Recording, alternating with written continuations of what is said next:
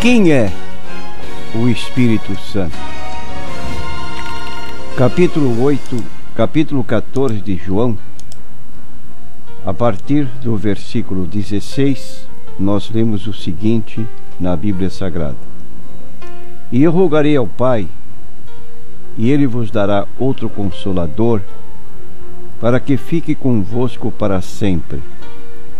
O Espírito de verdade que o mundo não pode receber, porque não o vê nem o conhece. Mas vós o conheceis, porque habita convosco e estará em vós. Neste versículo 17 do capítulo 14 de João, diz Jesus que o mundo não conhece quem é o Espírito Santo, mas ao mesmo tempo afirma a respeito dos seus seguidores: mas vós o conheceis. Prezado irmão, você conhece quem é o Espírito Santo? E a pergunta é oportuna porque encontramos grupos religiosos que têm o maior desrespeito ao Espírito Santo, taxando-o simplesmente como uma forçativa. Forçativo, você pergunta, o que é? É como a corrente elétrica do motor do carro. Você liga a chave de ignição, sai aquela corrente do motor e põe o carro pronto para sair. Mas você sabe que, além de o carro estar pronto para sair, o carro precisa de um motorista. Sem motorista, o carro não anda, a menos que esteja num despenhadeiro e que a força da gravidade atrai o carro para seguir sem rumo. Mas isso é um desastre. De modo que a ignorância acerca de quem é o Espírito Santo é própria de quem não conhece a Bíblia Sagrada. E porque não conhece a Bíblia Sagrada, muitas vezes vai ao extremo até, como dissemos, de negar a personalidade do Espírito Santo e tornando-o simplesmente uma força ativa. Mas dizemos que o Espírito Santo é uma pessoa, o Espírito de verdade que o mundo não pode receber porque não o vê nem o conhece, mas vós o conheceis porque habita convosco e estará em vós. Justificando a nossa posição bíblica, nós dizemos que existem pecados contra o Espírito Santo, que eles são, numa ordem crescente, pode levar a um pecado que, segundo as palavras do Senhor Jesus Cristo, não encontram mais perdão para esta pessoa. Que pecados existem contra o Espírito Santo? A Bíblia diz: entristecer o Espírito Santo, resistir ao Espírito Santo, extinguir a sua manifestação na vida da pessoa e, por fim, o pecado para o qual não existe perdão, que é a blasfêmia contra o Espírito Santo. Qualquer desses pecados podem ser cometidos, mas tem início o primeiro, que, de acordo com Efésios capítulo 4, versículo 30, traz uma exortação: não entristeçais o Espírito Santo de Deus, no qual estáis selados para o dia da redenção. Então diz o texto bíblico que o Espírito Santo tem sensibilidade característica de uma personalidade. Você lendo as Escrituras com respeito à pessoa do Senhor Jesus Cristo, você vai notar que Jesus, como pessoa, ele, quando entrava na cidade de Jerusalém, vendo a incredulidade daquele povo que o ovacionava, gritando: Hosanas, bendito o rei que vem em nome do Senhor. Pessoas tiravam suas peças de roupa, punham ao chão para que o jumentinho caminhasse sobre elas. Outros ramos de palmeiras, e havia um regozijo aparente, estrondoso, que trouxe até a crítica dos líderes religiosos, pedindo a Jesus que recomendasse à multidão que se calasse. Mas, ao contrário de toda aquela euforia, diz a Bíblia, no versículo 37 do capítulo 23 de Mateus, que ele se expressou: Jerusalém, Jerusalém, que matas os profetas e apedrejas os que te são enviados, quantas vezes quis eu ajuntar os teus filhos como a galinha junta os seus pintos debaixo das suas asas, e tu não quiseste. Ele lamenta, ele demonstra sua tristeza, porque via futuramente que aquele povo que o ovacionava estava mais tarde gritando junto a Pilatos: crucifica-o, crucifica-o. E cerca de 40 anos depois, a cidade de Jerusalém estava sendo cercada e destruída. Jesus sentiu tristeza. O Espírito Santo, como personalidade, sente tristeza. Você encontra em João 11:35 pequenas palavras, aliás, talvez duas apenas, que diz assim: Jesus chorou. Chorou por quê? De tristeza pela morte do seu amigo Lázaro. Logo, você precisa ter cuidado para não incidir neste erro, que é entristecer o Espírito Santo. Então diz ele: como se entristece o Espírito Santo? Diz o apóstolo Paulo: não saia da vossa boca nenhuma palavra torpe, mas só que for boa para promover edificação, para que dê graça aos que a ouvem. Toda amargura, ira, cólera, gritaria, blasfêmia, toda malícia sejam tiradas de entre vós.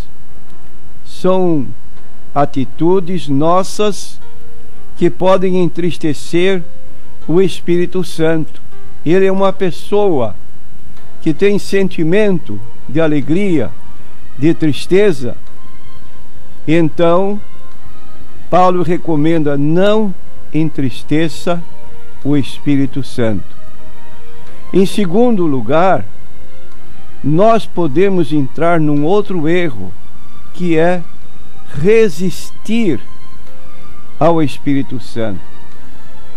Nós lemos o discurso de Estevão no capítulo 7 do livro de Atos dos Apóstolos, e ele então, concluindo a sua pregação,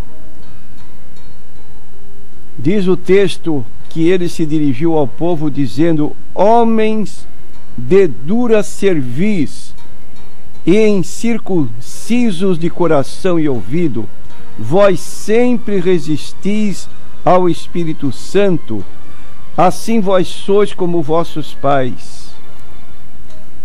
Neste discurso de Estevão, ele colocou diante do povo aquela atitude de recusar, de resistir ao Espírito Santo quando falava por meio dos profetas no passado. Porque a profecia, diz o apóstolo Pedro, nunca foi produzida por vontade de homem algum, mas os homens santos de Deus falaram inspirados pelo Espírito Santo. E eu pergunto a você, meu prezado irmão, quando você está na casa de Deus, você está aceitando a palavra? Ou você está resistindo à mensagem que às vezes é dirigida a você, mas você não tem uma atitude própria, e em vez de aceitar a demonstração, você resiste o Espírito Santo? Entristecer o Espírito Santo, resistir ao Espírito Santo, leva à cessação de qualquer manifestação do Espírito Santo na vida de uma pessoa, a ponto de ela não ser mais dirigida pelo Espírito Santo. E o apóstolo Paulo, falando desse erro, desse pecado contra o Espírito Santo, versículo 19 do capítulo 5 de 1 aos Tessalonicenses, ele diz: não extingais o Espírito. O que significa extinguir o Espírito?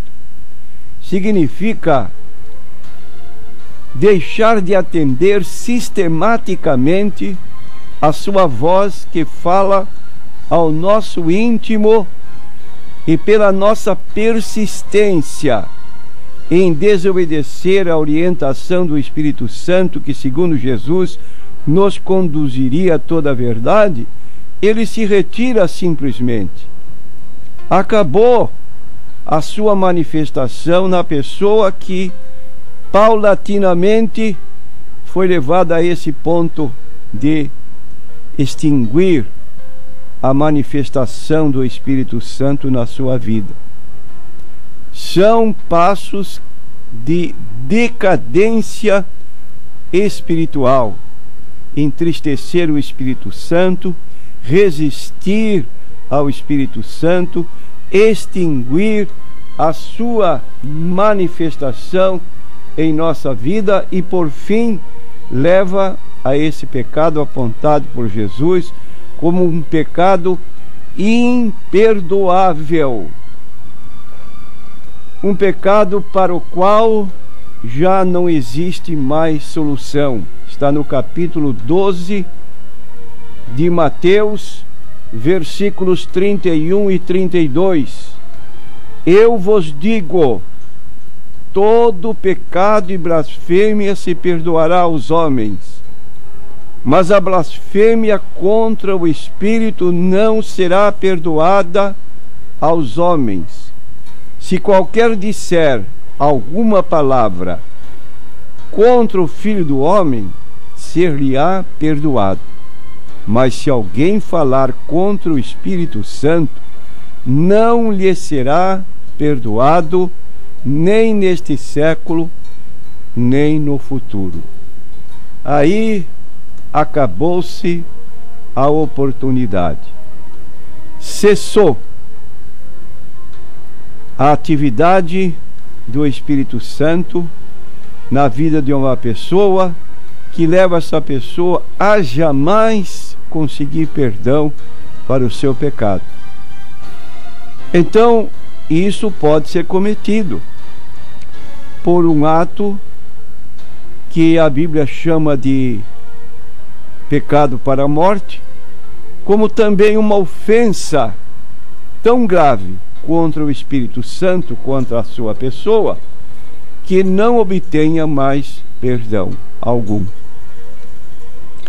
Mas seria melhor que todos nós atendêssemos a palavra do apóstolo Paulo no capítulo 5 do livro de Efésios. Ele diz o seguinte: não vos embriagueis com o vinho em que há contenda, mas enchei-vos do Espírito Santo. Encher-se do Espírito Santo, diz alguém, parece que não se trata realmente de uma pessoa, mas deve-se compreender que a palavra encher, no sentido da manifestação do Espírito Santo, é que ele toma posse da nossa vida de tal maneira que ele controla todo o nosso viver e, consequentemente, se manifestam o fruto do Espírito: caridade, gozo, paz, longanimidade, benignidade, bondade, fé, mansidão, temperança. E, paralelamente, os dons do Espírito Santo, que estão apontados em 1 Coríntios 12, versículos 7 a 9, e esses dons então se manifestam nas nossas vidas quando damos ocasião para isso, Porque o Espírito Santo, que não é o próprio dom, mas que manifesta o seu poder na distribuição dos dons, ele o faz dentro da sua própria vontade. Diz o texto bíblico: mas a manifestação do Espírito é dada a cada um para o que for útil. Porque a um, pelo Espírito Santo, é dada a palavra da sabedoria, e a outro pelo mesmo Espírito, a palavra da ciência, e a outro pelo mesmo Espírito a fé, e a outro pelo mesmo Espírito os dons de curar, e a outro a operação de maravilhas, e a outra a profecia, e a outro dom de discernir os espíritos, e a outro a variedade de línguas, e a outra a interpretação de línguas, mas um só e o mesmo Espírito opera todas estas coisas, repartindo particularmente a cada um como quer. Você sabe que os atributos de personalidade são vontade própria, sensibilidade e inteligência. O Espírito Santo tem sensibilidade, ele se entristece. O Espírito Santo tem vontade própria, ele age repartindo os dons da maneira que ele quer, a cada um segundo o que ele quer. E ainda em 1 Coríntios capítulo 2, e no versículo 10, nós lemos: mas Deus nos revelou pelo seu Espírito, porque o Espírito penetra, pesquisa, perscruta todas as coisas, ainda as profundezas de Deus. Ele pode conhecer tudo, até as profundezas de Deus. Enchei-vos do Espírito. Que o Espírito Santo neste dia possa controlar a sua vida, controlar a minha, controlar a nossa vida, e que apareçam então os frutos do Espírito e as manifestações do Espírito em nosso viver diário. Amém.